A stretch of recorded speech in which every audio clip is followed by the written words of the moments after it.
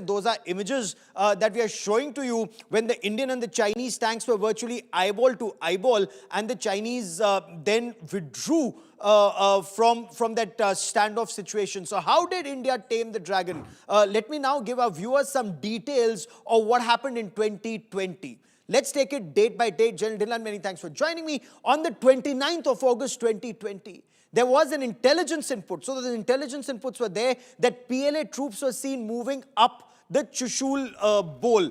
When you look at that location, and we are showing it to you on the map, 29th of August, there was intelligence input that the Chinese have started moving. On the night of 29th and 30th, the moment you saw that the Chinese were already moving up, so there was a race. The Chinese were racing for the heights, and the PLA had reached helmet top and black top. 30th of August, India was very clear. General Y.K. Joshi, in an interview to India Today, and we'll play out that interview, he told us that they were very clear that they had to beat the Chinese with the QPQ operations, and immediately, so they knew there would be a stalemate in case China occupies the top first. So on the 29th of August, he reached out to Army Chief General Manoj Mukund Naravane.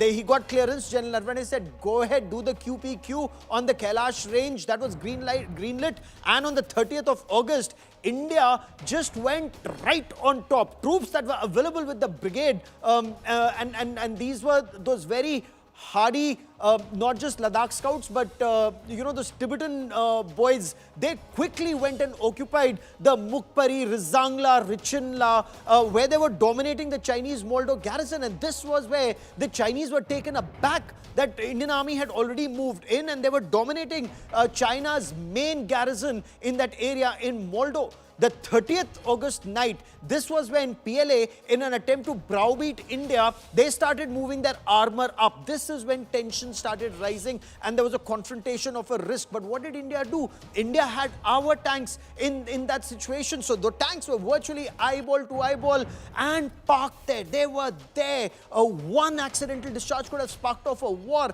So on 31st, there was this tank face-off, barely 50 meters apart. On the 31st of August, India's second surprise, the troops outflanked the Chinese, and this was at Finger 4. Remember, this was one of the friction points. So on the north bank of Pangong Tso, because the Indians had already seen that the Chinese were trying to move forward on the south bank, they went on top of Finger 4, and the PLA was checkmated, outmaneuvered, and India was on top of Kailash range and on Finger 4. Now that is where the Chinese attitude changed completely. They were initially, in all the military talks that were happening, they were refusing to disengage. But once India occupied higher ground, remember, this is a lesson. China only respects strength. You show strength, the Chinese will back off. It's like, as General, and we'll play out what General Naravane told India Today. He told my colleague Manjeet Negi that whether it's a bully in your class or whether it is, the northern adversary, you stare the dragon down, he will move back. That's exactly what happened. Listen in to Manjeet Singh Negi in conversation with General Naravane.